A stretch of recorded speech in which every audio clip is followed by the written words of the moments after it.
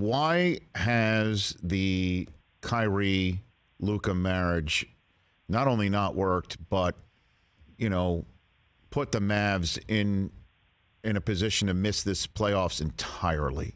Why is this not working? This is a team building crisis because the Mavericks were in the conference finals last year, and then they lost Jalen Brunson for nothing, which is a very hard thing to do. They have a debt that they've got to pay, maybe this year, maybe not, for the Kristaps Porzingis trade. They owe the Knicks a pick. And the way it looks, it's going to come right down to it, whether the Knicks get the pick or lose the pick. It's top 10 protected, and the Mavericks could be right there at 10th or 11th, depending on what happens. But they have a debt of a draft pick that not only loses them a potentially key pick, but also locks them out of trading, of have some future maneuverability. They lost Jalen Brunson for nothing, and now they make this trade for Kyrie, a player who can walk at the end of the year, although he's incentivized to stay if they pay him through the nose. But if you pay him through the nose, are you paying through a nose in a partnership that doesn't work? And they've traded away another first-round pick and some other valuable players, and it has not worked. It is not good with Luka Doncic that you're trying to build around, okay? It's not good. We've got some red X's there. The concept of this trade, Rich, was that, yes, they were going to get worse defensively. You don't trade your best defensive player and think that you're going to improve, especially for a player like Kyrie, who is generally not a good defensive player. The swap out Dorian Finney-Smith for Kyrie, you're losing there. But the idea was that you were going to have this super potent offense, and that, Luka, who sometimes wears down at the end of games or wears down at the end of playoff series, would have this outlet to go to Kyrie. And what's happened is their offense has actually gotten slightly worse. Like, that was not on the board. On the board was like, will they have a historically great offense or just a great offense?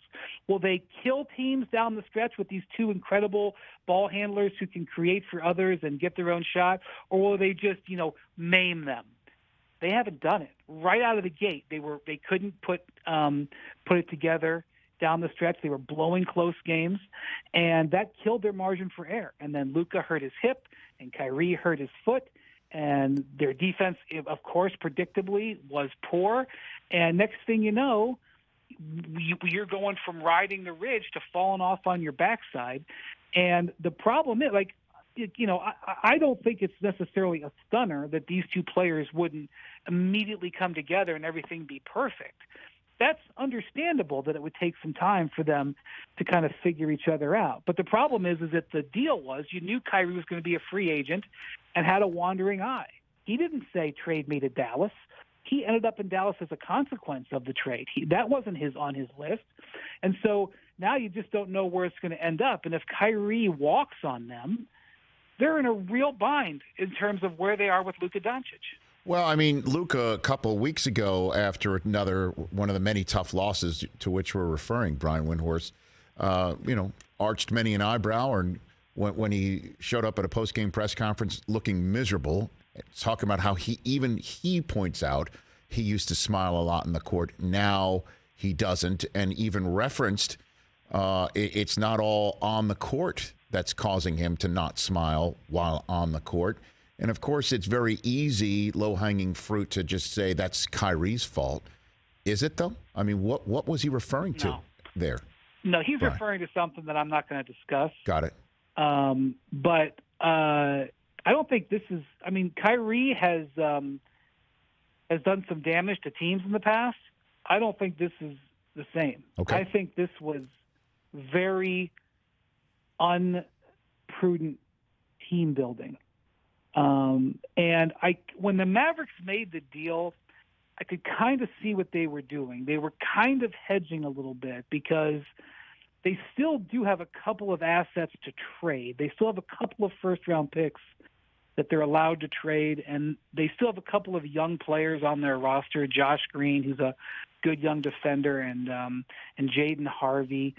Hardy, who is actually a pretty interesting rookie. Like, they could build up a little bit in the next couple of years with a couple of moves. But that was predicated on Kyrie and Luka working together and Kyrie staying committed. If that doesn't happen, that undercuts that. And so I don't think this can be quote unquote blamed on Kyrie. I'll listen to what happened to the Celtics at the end. I'll listen to what happened to the Nets last year in terms of Kyrie. I don't think that's quite the same. I think this was just a bit of a unsavory risk profile that's blown up in their face. So then last quick question for you on this. I'm just trying to pick up everything that you're saying. Are the Mavs in this final week of the season now in the position of like, all right, let's just go for it, trying to make the most out of this year, maybe make a run. All we got to do is just get a seat at the table or pull the plug and make sure they protect that top 10 pick. Is that their choice right now? Well, they're not eliminated yet. Right. I don't see the sense. I mean, they're not in good position. Right. They're on the outside and their tie-break situation isn't great. If they get eliminated, in the next couple of days, and then all of a sudden you're looking at the weekend where you are thinking about not trying to send the 11th pick. That's, when you have a top 10 pick, you got to send the worst case scenario is sending the 11th pick. You'd prefer to send the 23rd, the 29th pick, right? Yes. So I could see them shutting it down after they're eliminated. But if they shut it down before they're eliminated, that would be one of the most ridiculous white flag waving maneuvers ever, even if it looks bad. No, I can't see them doing that. Okay. But I would say any team that's eliminated from the playoffs in this situation in the modern history of the NBA would shut it down. So I don't think that's a controversial thing. It's if it's after they're eliminated. Catch the Rich Eisen Show every single day on the Roku channel, 12 to 3 Eastern, for free.